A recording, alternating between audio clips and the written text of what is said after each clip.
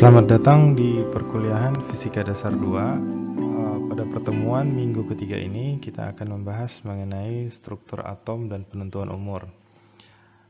Sebelumnya saya pernah memberikan tugas untuk kalian membuat video mengenai hubungan antara optik dengan geologi dari pembahasan yang belum saya bahas. Nah, nanti dari sana kita akan lihat hasil videonya, dan setiap dari kelompok jangan lupa untuk memberi penilaian terhadap kelompok lain yang nanti harus dikumpul melalui MS Teams. Jadi sebenarnya ketika kita membahas mengenai struktur atom, sebelum mempelajari mengenai struktur atom itu kita harus tahu dulu secara fisika klasik, struktur atom itu dinyatakan sebagai bagian terkecil dari suatu materi. Nah, dalam atom sendiri terdapat partikel-partikel, yaitu seperti kalian lihat di sini gambarnya, ada partikel yang disebut sebagai neutron, ada partikel yang disebut sebagai proton, ada partikel yang disebut sebagai elektron. Umumnya neutron dan proton itu terikat di bagian tengah dari suatu atom oleh ikatan hadron atau yang disebut sebagai ikatan kuat, dan elektron mengelilingi neutron dan proton yang disebut sebagai nukleus pada radius tertentu. Nah, dari gambaran ini kita bisa lihat kalau elektron itu memiliki ukuran jauh lebih kecil daripada proton dan neutron, begitu juga dengan masanya. Sendiri itu memiliki massa, kalau kalian lihat dari catatan yang ada di buku ya, sebenarnya neutron sendiri itu punya massa sebesar 1,67 dikali 10 pangkat minus 27 kg.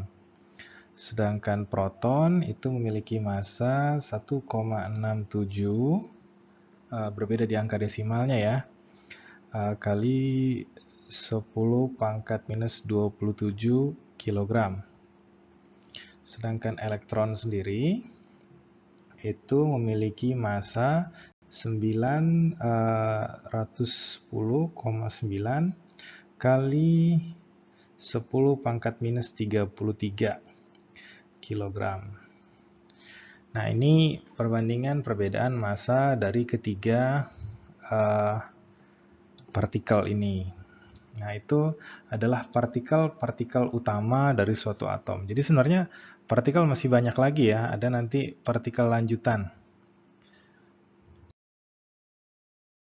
Ini partikel lanjutan lain itu ada partikel alfa, ada partikel beta, ada positron, ada neutrinos, ada foton. Nah, apa itu partikel alfa? Partikel alfa itu adalah partikel yang memiliki 4 partikel. Misalnya, partikel alfa itu adalah partikel yang memiliki 4 partikel. 2 nilai neutron, 2 nilai proton, yang biasanya dimiliki ketika suatu benda itu mengalami peristiwa yang namanya eksitasi atau mengalami namanya emisi. Nah, unsur yang biasanya mengemisikan partikel alfa adalah unsur-unsur radioaktif, seperti contohnya di sini adalah radium. Radium itu dia bisa berada dalam kondisi eksitasi radon ketika dia mengeksitasikan partikel alfa. Nah, kalau partikel alfa itu sendiri dia secara aturan bilangan aturan atomic number-nya, dia memiliki nomor massa 4 dan nomor atom 2. Contoh, ketika radium itu mengemisikan alfa, sehingga nomor proton dan jumlah neutronnya berkurang. Di sini kalau kita lihat, jumlah proton dari radium ke radon itu berkurang dari 88 menjadi 86, Dan dari 138 neutron menjadi 136 neutron. Nah, tadi ya, karena kita bilang tadi, si partikel alfa ini, dia memiliki 2 proton dan 2 neutron. Nah, berlaku hukum kekekalan massa di sini ya. Jadi, tidak ada massa yang hilang. Di sini hanya terurai. Peristiwa emisi itu pastinya juga kalian tahu adalah peristiwa terurainya suatu partikel menjadi partikel-partikel lain. Oke. Berikutnya adalah partikel beta. Partikel beta sering juga disebut sebagai elektron karena sebenarnya adalah partikel yang tidak memiliki massa dan bermuatan negatif. Jadi beta di sini sering disebut sebagai elektron atau beta. Nah, ketika dia memancarkan partikel beta tapi muatannya positif, itu disebut sebagai positron. Jadi kalau beta bermuatan negatif, ini disebut sebagai beta. Tapi ketika dia beta bermuatan positif, dia disebut sebagai positron. Nah, itu ya, jadi contohnya nih ketika kobalt 60 mengeksitasikan elektron, jumlah protonnya jadi bertambah karena dia tadi mengeksitasikan nilai negatif. Nah, berikutnya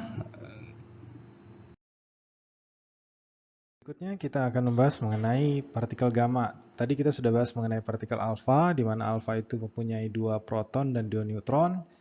Partikel beta dia memiliki 1 elektron, partikel positron dia memiliki 1 proton, satu muatan positif maksudnya.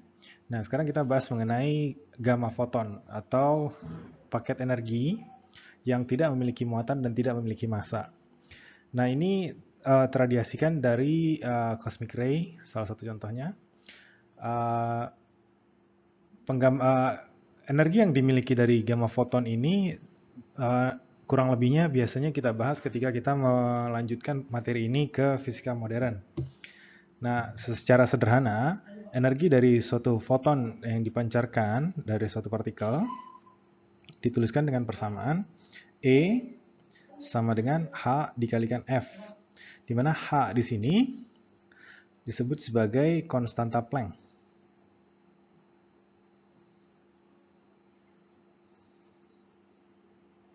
Dan F adalah frekuensi yang dimiliki dari foton tersebut.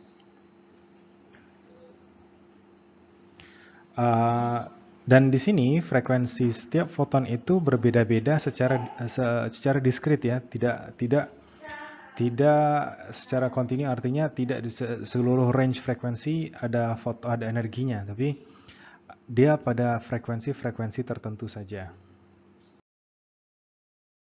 Berikutnya, ini tadi positron, maaf mengulang lagi, tapi ini gambarannya sederhana mengenai bagaimana positron itu terbentuk. Jadi ketika ada suatu sinar gamma yang dikenakan kepada suatu elektron, maka elektron itu bisa memancarkan positron dan memancarkan proton.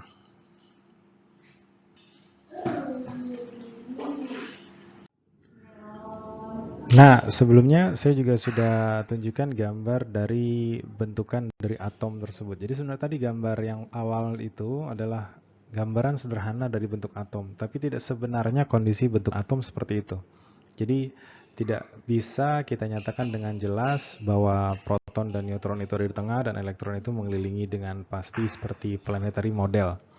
Jadi pada dasarnya model awal dari suatu atom itu dikemukakan oleh Joseph Thomson pada tahun 1897 dengan bentukan seperti ini yang menyatakan kalau atom itu terdiri dari proton dan elektron, atau yang mungkin kalau kalian ingat lagi adalah model kismis ya, dan mereka bergetar di antara satu dengan lainnya dalam satu atom tersebut. Nah, model kedua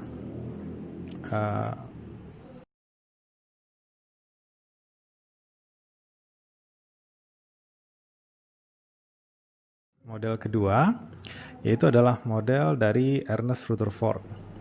Nah, disebutkan kalau elektron itu sekarang mengelilingi proton dengan kondisi di mana proton itu lama-kelamaan akan kehilangan energi, melepaskan energinya, dan lama-lama akan menuju ke proton.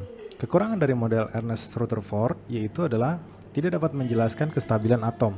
Karena ketika elektron itu sudah sampai ke pusatnya nanti, ketika sampai ke masanya, dia tidak lagi berotasi dan dia tidak dalam kondisi stabilnya.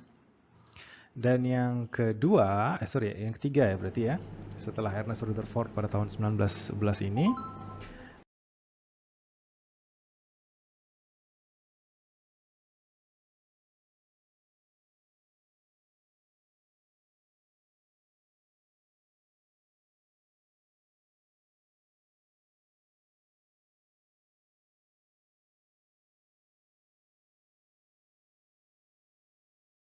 ada metode dari teori dari Niels Bohr yang menyatakan ini sudah hampir menuju ke fisika modern ya. Tadi kalau Thomson sama Rutherford itu masih fisika klasik yang masih membicarakan hubungan antara elektron dengan neutrinonya,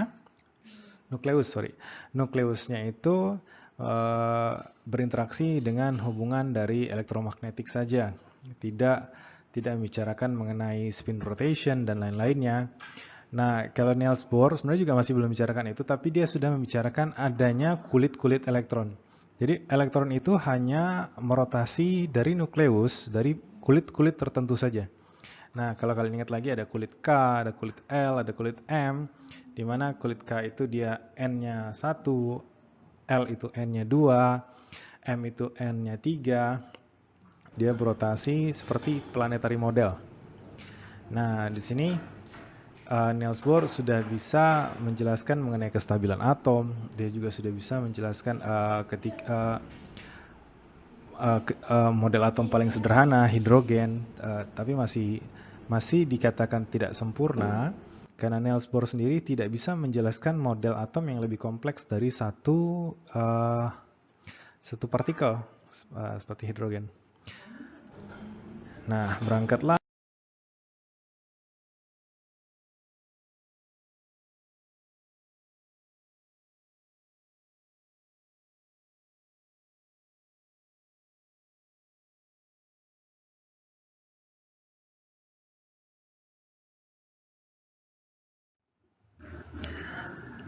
Lanjut berikutnya mengenai teori dari Erwin Schrödinger yang sudah membahas mengenai teori atom dari perspektif fisika modern. Jadi sekarang kita tidak bisa mengetahui dengan jelas posisi posisi elektron. Kita hanya tahu kalau elektron itu berada pada kabut-kabut elektronnya. Jadi probabilitas keberadaan elektron itu saja. Jadi pada contohnya di sini, ini adalah ketika terdapat 1 elektron, 2 elektron, 3 elektron, dan seterusnya digambarkan dalam kabut-kabut probabilitas ini. Nah, kenapa disebut sebagai kabut probabilitas? Jadi, ketika kita mendekati dari perspektif fisika modern, ada teori yang menyebutkan teori Heisenberg mengenai ketidakpastian. Ketika kita membicarakan elektron yang bergerak dengan kecepatan yang sangat cepat, kita melihat posisi dan kecepatan dari elektron itu hanya dari satu sisi saja. Jadi kita kalau misalkan ingin melihat posisi, kita akan kehilangan sifat dari kecepatannya. Jika kita ingin melihat dari kecepatannya, kita akan melihat kehilangan dari sifat posisinya. Atau kalau kalian pernah dengar mengenai Schrödinger cat, adalah dualisme kondisi. Ketika seekor kucing kita taruh di dalam suatu box, yang box itu kita berikan zat radioaktif di dalamnya.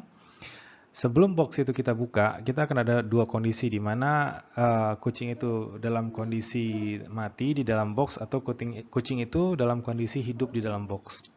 Nah, sebelum box itu dibuka, kita memiliki dua kemungkinan. Nah, sama halnya di sini, di Schrödinger ini teorinya adalah ketika kita membicarakan mengenai elektron, elektron ini dia bisa bersifat sebagai gelombang, bisa bersifat sebagai partikel. Nah, ketika kita melihat sifat dari gelombang suatu elektron, maka kita kehilangan sifat dari partikelnya elektron tersebut, dan begitu juga kebalikannya.